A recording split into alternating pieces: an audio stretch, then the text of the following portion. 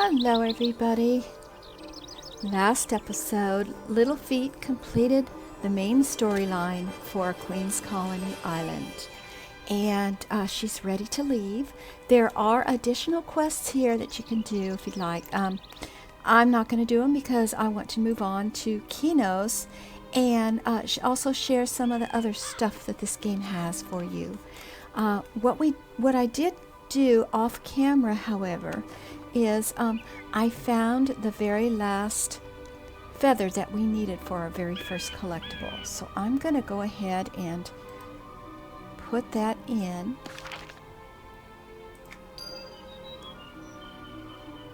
So that collection is complete, and now it tells me that it's ready to turn in for a reward. So in order to get a reward, you have to return it to a collector. Now there does happen to be one here on the island. I'll also show you where the collector is in Kinos once we get there. Paula, I have a collection. Hello. Oh, she's got only one thing on her mind, I think. Hello. Okay, I have a collection for you. All right, so I got some XP, and I also got a feather necklace.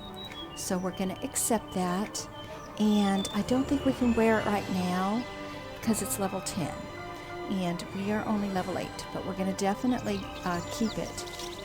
But this just shows you that it's a great idea to finish these collections because you get some very interesting rewards with that.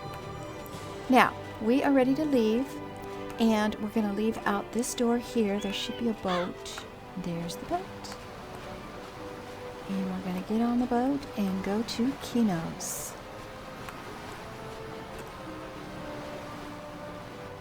So, you ready to go ashore, matey?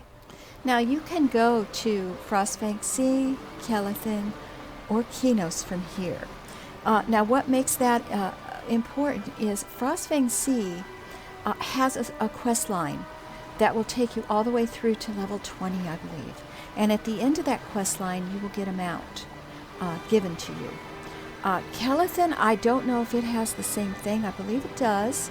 You have to go through that whole quest line and you will get a mount. Going to Kinos does not give you a mount.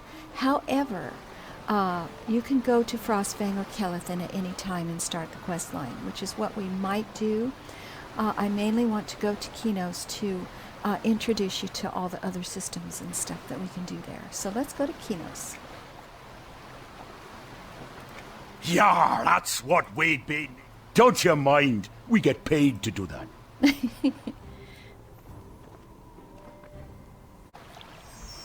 Okay, now, upon landing, we get a new quest, Winds of Change.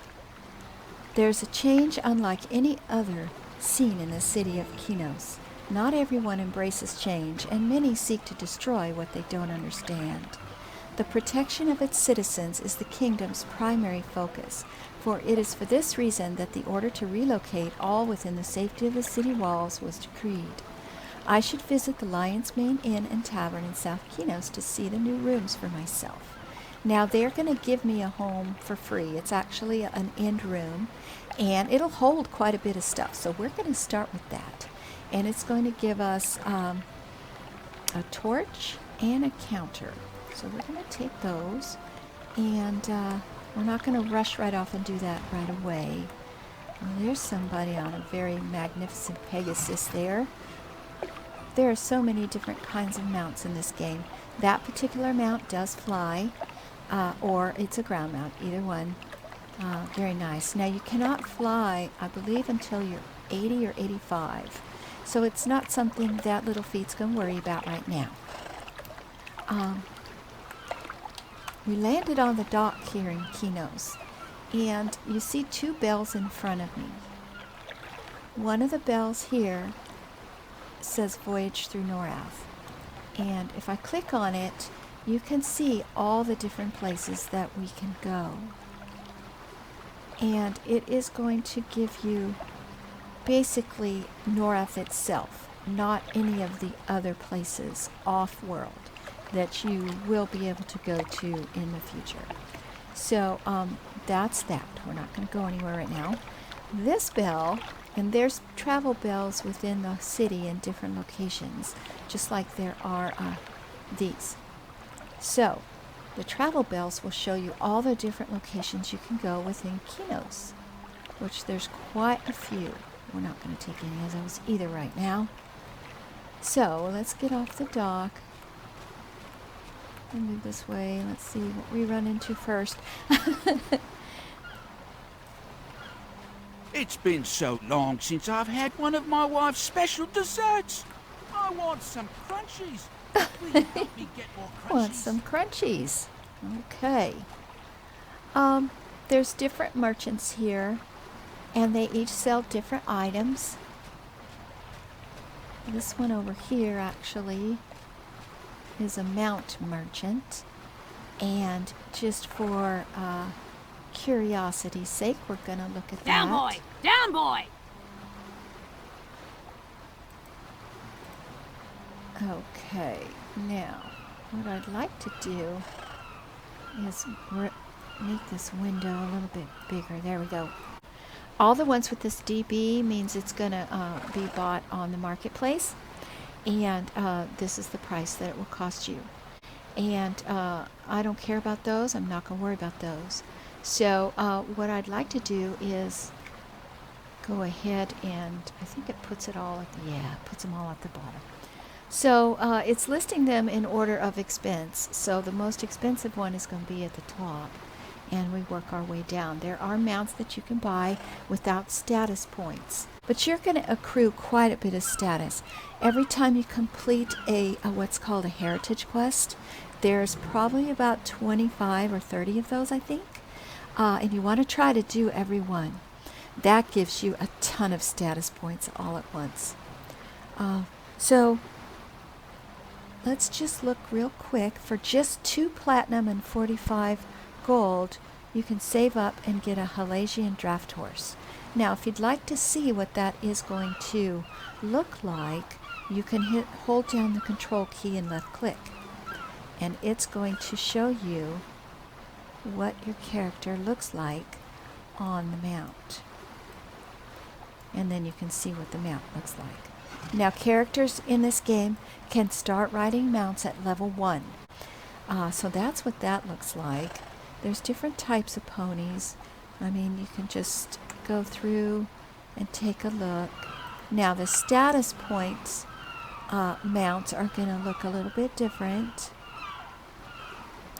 They're all, let's see, here's a spirit steed, and it's basically invisible. But there's different animals as well. It's not all horses. Let's see, we've got a warg with a black saddle, purple saddle.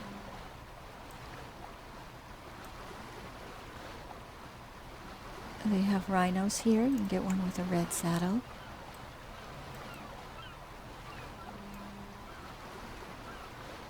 And let's see, I don't know what else we've got. The steel armored rhino with a gold saddle.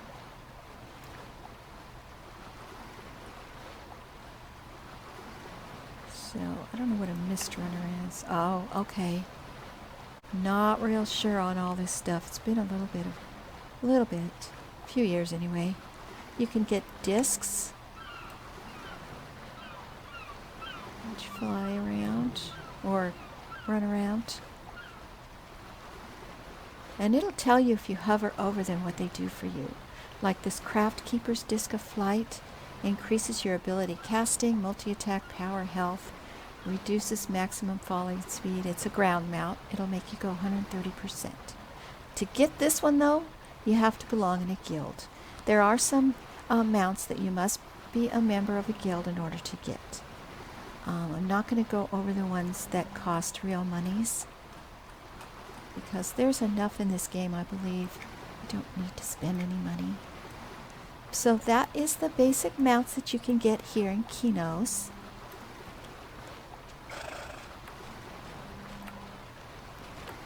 Oh, look at that one. Oh. Very cool. Okay, now the different loyalty merchants are here. There's also a couple city merchants. This guy over here has got a bunch of other stuff. So you can go through and kind of look at what it is you're looking for. Like this one, you have to be 47 to use this one. It's a one-time use, and it applies purification and inflicts 2,179 to 2,663 divine damage on target if it's a goblin. So you can get all kinds of different things. Okay, the loyalty merchants will sell you different items regarding your points that you have. Now, if we look at the housing merchant, you can purchase all these different items for your house with your loyalty points. This merchant here, most of this stuff you have to be a member, but there's a few things on this one that you can get. And I'm going to pick up this bag of endless adventure. It's a 12 slaughter, so I'm going to pick that up. And I believe there's one more. I can get a pixie on a string. I'm going to pick that up. So you have to be a member to get certain items. They have quite a bit. Now this one down here, this box of endless loyalty, you don't have to be a member. It's 52 slots, so I'm going to pick that one up too. I would recommend all free players come and speak to Noble Tarvalitis in Kinos if you're a goodie, and pick up your 52 slot bag. That is definitely going to help you tremendously. You can see that it's right there. And you really don't need to pick up any other bags for the most part. You should be good to go. I'm going to go ahead and use this pixie on a stick. Just because I like that. And let's see, what else we have here? Iron Forge, small bag. Commemorative. Oh, I got this coin when we turned in the quest on the island. So we should be set on bags, and now I have my pixie that's on my shoulder. So that's about all there is to the loyalty merchants there. And there's all kinds of others you can see all the way around. I'm going to make my way to the Winds of Change location, the Lion's Mane Inn and Tavern. And on the way, we are going to first pick up our mail. Now the mailboxes, depending on where you're at, are going to look different. So I'm just going to check my mail real quick. Okay. Gathering we haven't really talked about. But in your mail, as soon as you pick up anything in the game, which we must have done so when we were on the island, you will get a mail from Leon Ogren. It's called a Gathering Obsession. And you want to go to the mailbox and you want to collect this item that it gives you, because it's going to give you more benefits when you're harvesting, which the reason that becomes important is if you read the mail, it says, I receive word that you have taken an interest in harvesting. If so, I beg of you to help me with my son Quo. Please come visit him on the island of Mara. If my letter has reached you too late, please take this potion with my apologies. So we're going to take the gift and close the mail, and that's just a welcome thing. So I'm just going to say thank you, and delete that. And now what that quest is, once we get ready for our trade skill / crafting session, we're going to go over that briefly again, and you'll know why it's so important. But nice first to make your acquaintance. I hope you enjoy your stay in our humble city. Oh, well, thank you. I hope I do too. Okay, this particular place right here is where you can get your mercs. Now there is a guardian standing outside, which is a tank. I'm going to go inside because I don't want a guardian. And you can get spellcasters. You can get scouts. You can get all kinds. So I am going to, I think he's over here, right here. This martial mercenary, Keel Silent Fang. He is a monk, and I am going to go ahead and hire him as my mercenary. Now, you do need to purchase. It's a one-time purchase to unlock the mercenaries from the marketplace. And once you do that, then they're unlocked for your whole account. You don't need them. You're not required to buy them. There's nothing in this game you're required to buy. But it will make your life a lot easier if you plan on doing dungeons solo. If you're going to be doing, have someone that you play with, or you're in a guild, so you do a lot of group activities, you're not going to really need one. But for me, I'm a solo player. So I am going to pick up a mercenary because I definitely need it. Being a wizard, I am very squishy. So we're going to talk to Kel. And then I'm going to ask him, what brings someone like you to the life of mercenary? I'm fully devoted to my home city of Kinos. However, apparently living a life of meditation and inner calm does not pay very well.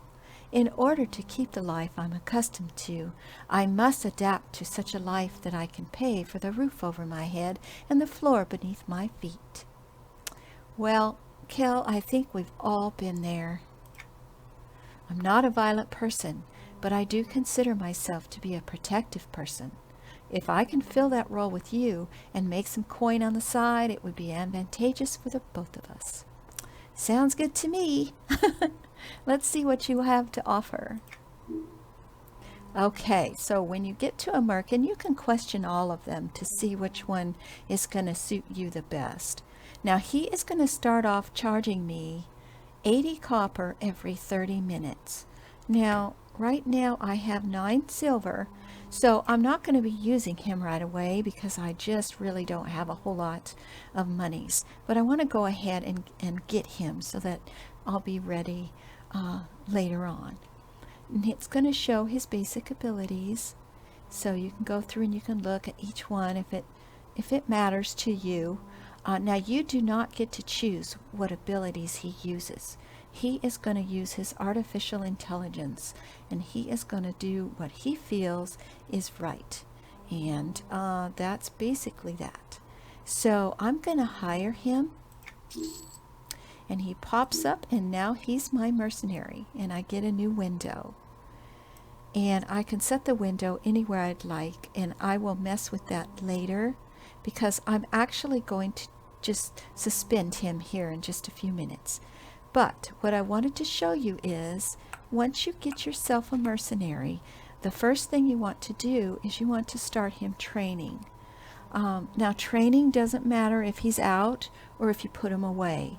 It's based on real-time days. So that's one reason why you want to go ahead and get that started. So you go into you hit C for your character sheet and go down to mercenary. And now that I have him, you see this new window is filled in. And down here it says start training. So I'm going to start training him. And it's going to take 1 day and 12 hours. And the reason you want to train them is the higher they get, the slots they will unlock that you can place things in. You can place gear in. You can place what's called allocates. They do not have accessories like we do, necklaces, rings, and all that. But you can get a hold of mercenary allocates, and you can place them there and down here. You also get, if you click on this tab here, you also get an appearance slot. You can change what they look like. So items that you find in the world that you won't use, you can put on him, so that he looks a little bit different, and you can personalize him. Now, you can also change the name of your mercenary, If they're a prestige mercenary, some of them are named by famous people in the game and legendary figures, and you cannot rename those. And I don't believe you can actually use the customizations on those either. But for now, we're just going to leave his name the way it is. It's fine. But that's all there is to the mercenaries. Now I'm going to put him away. This window you can set protect. He'll protect himself. He'll protect me, and you can have more than one clicked. So this way he's going to protect himself and me. If you don't want him doing any of that, you can tell him to back off, or you can tell him to attack. So if you have him at peace, you can leave him at peace and take these off, and then you can have total control over when he attacks. And down here you can tell him who to follow, who to protect, and who to assist. So I'm going to go ahead and get rid of him for now. So that does not stop my training clock, but it does stop the charging clock. Now I was charged when I summoned him for the first time. So you don't want to keep summoning them all the time, because you do get charged that very first at the start of the 30 minutes. And there's more information in the tutorial guide if you want to go back and read that. You can find the guide down here. You have your Everquest button, and there's everything here that you can open all your windows and all that stuff. So the help button here is what you want to click, and it's going to give you more information over all the stuff that I'm going to be sharing with you. The best part about this job is all the extra coin I get. So now that we're done with that, I did want to show you one more thing. You can purchase crates on the marketplace if you like. Sometimes things are given out for other reasons. They haven't done that recently, I don't think, although I haven't played recently, so I don't know. But there's additional mercenaries down here that you can get. There is a goblin thief. You can get him. But down here in the rogues gallery, okay, now as I said, these are mainly gotten through the marketplace via mercenary crates that you buy, and you get random mercs when you do the crates. But you can look through here. There's different ones. Let's see.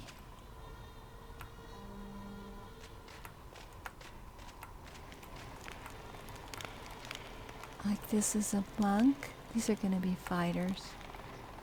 And you have Soliver Gord, the Titan Fist. Quinlan Liu, these are all monks. Zelza Honey Jabs. There's quite a few. And you can, like I say, collect them all.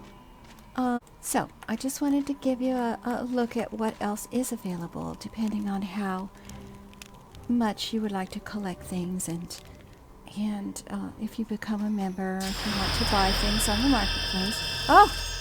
I am level 9. When we came out of the gallery, No it put waiting us... around! Get out there and make your destiny! Oh, hush up, you. Want to get back to the other side. There's just a couple more things I wanted to show today. But the harbor itself has quite a lot of different things. I mean, you can check all the merchants out. This gentleman right here, he's next to the loyalty vendors. He is a broker. As a free-to-play, you cannot use the broker. If you're a member and you subscribe, you can buy and you can sell things on the broker. It's very, very easy to do. I'm just going to show you real quick. You get the blank window, and what you want to do is always go to your advanced search, and if you click that button, it brings up this other window, and you can just select whatever it is you're searching for from this window. and it will bring it all up for you. So right now, let's just say we want to look at bags, any bags. So then I'm going to go OK. These are all the bags that are on the broker right now. And this will be your price, and this is who's selling them. Now, you'll notice that some of these say visit so-and-so. What that means is they actually have a merchant or a shop set up in one of their homes where you can go to their home and you can purchase the item right from there. So that makes it nice because the seller can place the items in their home, doesn't cost them, and you can purchase it from there. So it's a nice way to do business, and it also gives you a chance to go in and see what some of the other houses are decorated like, and how you can get around and see different things. So that is the broker. And let's see, there's one other place of note, I believe. There's no housing quarters in Kinos Harbor. We'll have to go to South Kinos for that. Now this building here, we're going to go in. It's called Kinos Linguistics. And linguistics, of course, is languages. There are different ways to learn some of the mob's languages, but the most common languages of other races in the game can be learned here. So you can pick up books to learn all these different languages. Most all of the races on the good side know the good common language, and the evil know the evil language. So you don't need to purchase these. They will give you an achievement if you do. But I'm not going to buy one because they're 12 silver and I don't have the money for that. But check out all the buildings. There's a lot of different things that you can get in each building. Now, Kinos Harbor, that's about all there is to offer in the harbor. There is a pub down by the docks. Now, we didn't go in there, so we're going to go in there real quick. I'm not sure what this building is. Collector's Trove. Okay, this could possibly be, yep, there's a collector here. So, if you have any collections that you need to turn in, that would be the place to turn them into. Thank you very much.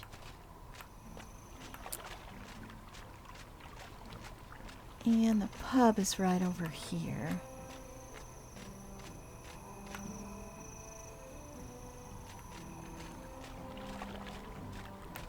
And there's going to be quests. I think there's a couple quests in here, actually, that you can pick up to get you started. So that's about it. I'm not going to go in every single building everywhere. I just wanted to give you a little bit of a taste of what to do. Thank you for joining me, everybody. It's kind of a short but informative episode this time. I didn't want to bog you down too much with things, but once we get all these basics explained, then we're going to do some more questing. So please subscribe and give me a like. Hope to see you next time. Take care. Bye-bye.